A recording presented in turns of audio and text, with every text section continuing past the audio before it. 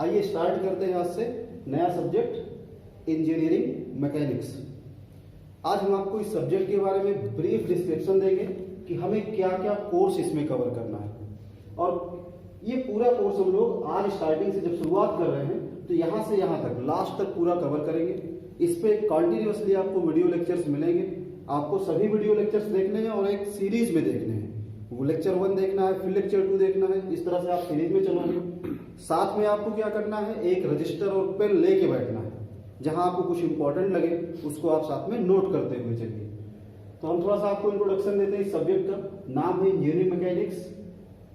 Mechanical और civil engineering के students के लिए बहुत इंपॉर्टेंट है। अभी हम आपको बताएंगे कि ये इंपॉर्टेंट क्यों है। उसके पहले हम आपको ये बताना चाहते हैं कि इसमें हम लोग पढ़ेंगे क्या क्या।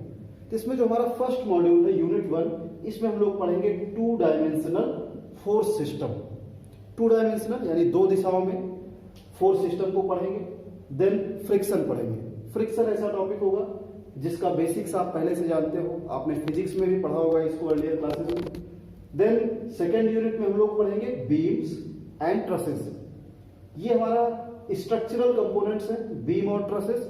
इसमें हम लोग डिफरेंट टाइप्स ऑफ लोडिंग देखेंगे कि बीम पे किस तरह के लोड लगते हैं और उस समय उस पे क्या इफेक्ट होता है, कैसे स्ट्रेसेस जनरेट होते हैं, डिफॉर्मेशन कहां पे होता है, कहां पे हमें फोर्सेस को लगाना पड़ता है उसको सपोर्ट देने के लिए। देन हम थर्ड यूनिट में आएंगे जहां पे हम पढ़ेंगे centroid end moment of inertia.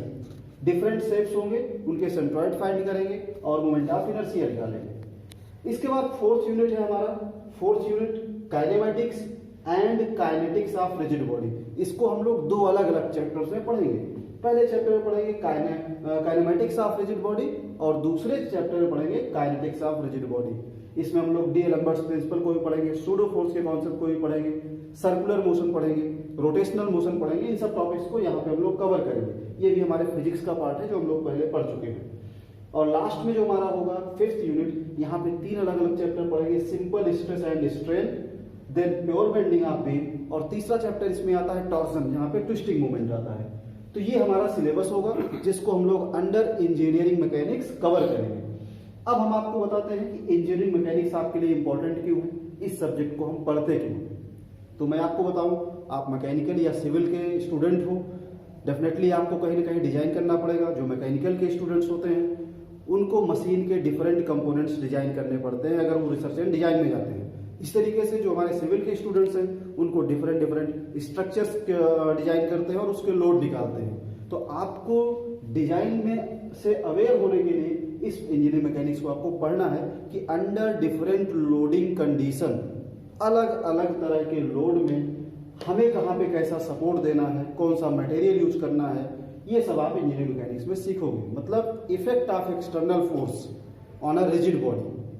अगर हम डेफिनेशन की बात करें इंजीनियरिंग मैकेनिक्स की तो यहाँ पे आप पढ़ोगे कि what is the effect of external force. अब मैं टॉपिक पे आता हूं और सिलेबस आप नोट कर लिए होंगे। चलिए टॉपिक पे आते हैं। तो यहाँ हमारा सब्जेक्ट इंजीनियरिंग मैकेनिक्स, इसका मतलब क्या है। तो हम इसको ऐसे डिफाइन करेंगे, आप चाहो लिखना चाहो तो लिख भी सकते हो कि engineering mechanics is that branch of science in which we will do the study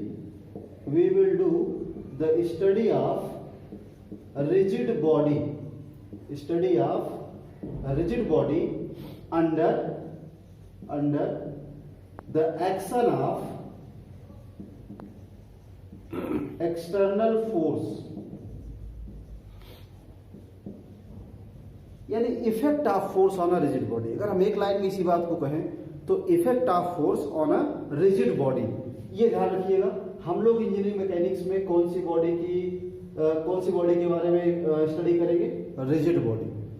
तो रिजिड बॉडी क्या है इसकी बात कर लेते हैं। तो पहले तो आप ये नोट कर लीजिए कि इंजीनियरिंग मैकेनिक्स क्या है। तो engineering mechanics is that branch of science in which we will do the study of rigid body under the action of external force. अब इस डेफिनेशन में हमारे पास 2 टर्म ऐसे आते हैं जिनके बारे में हमें जानना जरूरी है। पहला टर्म है रिजिड बॉडी। रिजिड बॉडी क्या होती है भाई? बॉडी तो डिफरेंट टाइप्स की होती है। अब इसमें क्या हुआ, स्पेसिफाई हो गया कि हम रिजिड बॉडी की स्टडी करेंगे। तो रिजिड बॉडी कुछ भी नहीं होता, इसमें कुछ नया नहीं है। ऐसी बॉडी, अगर हम रिजिड बॉडी की बात करें तो ऐसी बॉडी जिसपे जब हम एक्सटर्नल फोर्स अप्लाई करते हैं तो बॉडी में डिफॉर्मेशन ना हो। कोई भी ऐसी परफेक्ट बॉडी नहीं है, कोई ऐसी परफेक्ट बॉडी नहीं है जो under the effect of external force deform ना होती हो। लेकिन हमारे पर्सपेक्टिव में, हमारी स्टडी में हम जो बॉडी कंसीडर कर रहे हैं और उस पर जो फोर्स लगा रहे हैं, अंडर दैट फोर्स जो बॉडी अगर डिफॉर्म नहीं हो रही है तो हमारे लिए वही बॉडी क्या होगी, रिजिड बॉडी।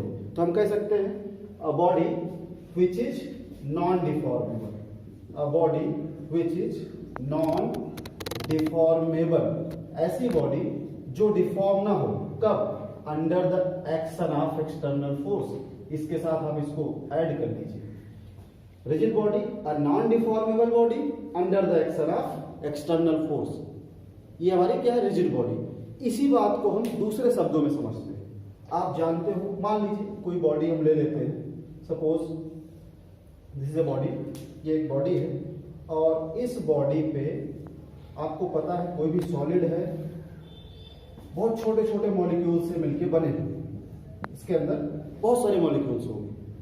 अगर हम इस बॉडी पे कोई एक्सटर्नल फोर्स अप्लाई करते हैं, उसके बाद इनके मॉलिक्यूल्स के बीच की जो डिस्टेंस है ये चेंज नहीं होती।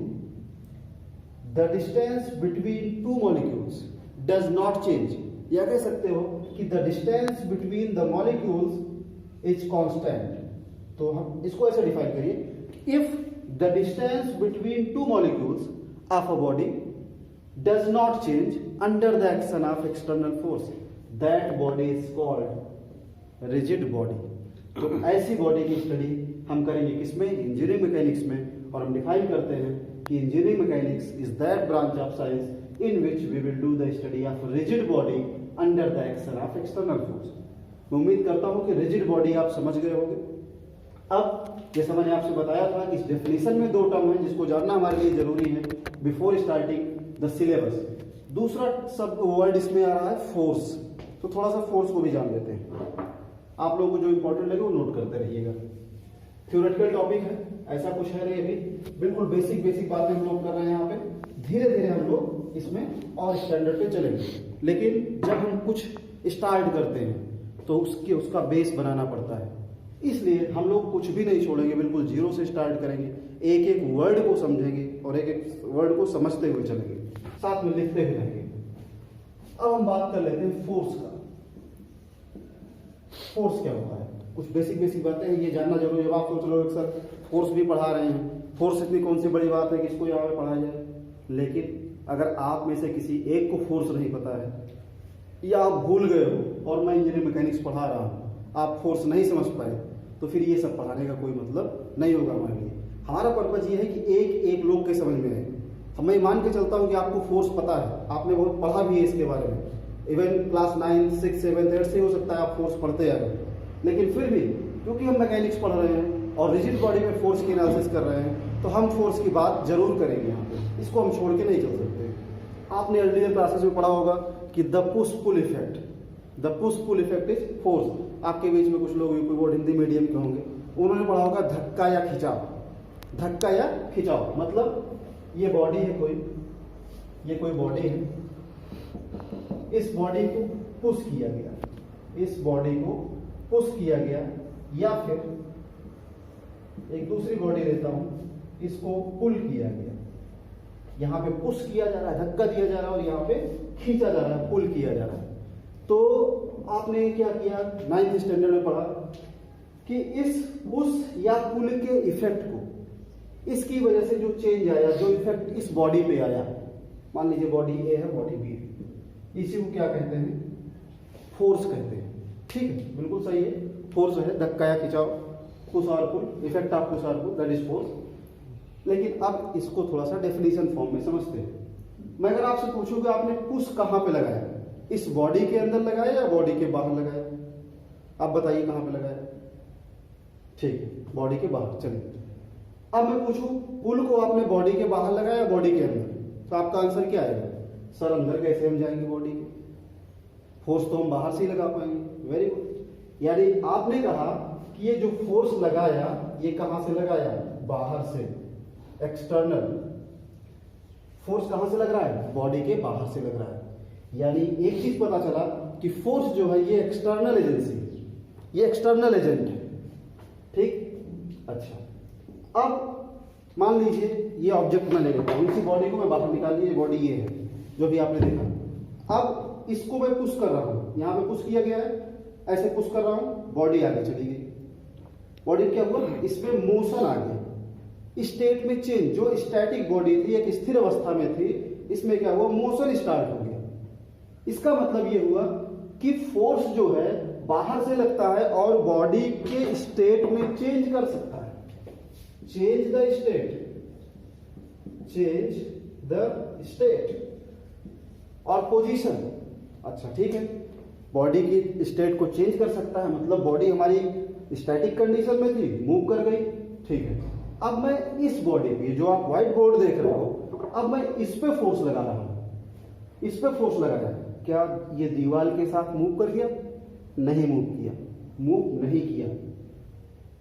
हमने क्या किया, हमने यहां पे ट्राई किया कि चेंज हो जाए, मूव कर जाए, लेकिन मूवमेंट नहीं हुआ, स्टेट चेंज नहीं हुआ। यानी चेंज द स्टेट और ट्राई, कोशिश करता है, ट्राई टू चेंज।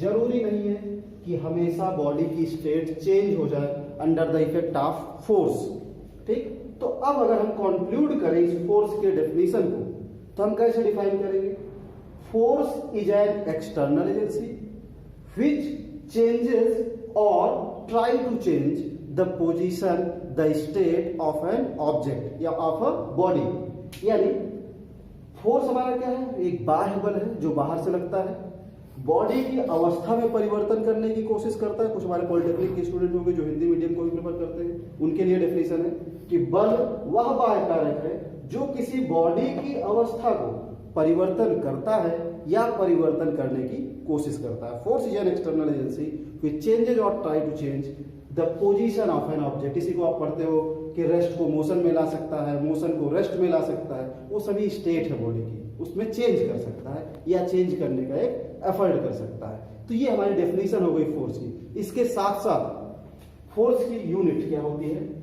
यूनिट की अगर हम बात कर लें तो इसकी एसआई यूनिट आप याद रखिए, एसआई यूनिट होती है न्यूटन। ग्रेट साइंटिस्ट न्यूटन के नाम पे कैपिटल एन से इसको रिप्रेजेंट करते हैं, इस यूनिट को आप याद रखिएगा, एसआई यूनिट न्यूटन होती है। सीजीएस में इसको डाइन कहते हैं और एमकेएस सिस्टम में इसको हम लोग किलोग्राम मीटर पर सेकेंड स्क्वायर। वैसे फोर्स के बारे में बताने के लिए हमारे पास बहुत कुछ है, इसकी हिस्ट्री में अगर हम लोग जाए तो बहुत कुछ है, लेकिन फिजिक्स का पार्ट हो जाएगा, इतना ज्यादा नहीं पढ़ना है हमें, इफेक्ट ऑफ फोर्स को पढ़ना है, बस ये जानना है कि फोर्स होता क्या है।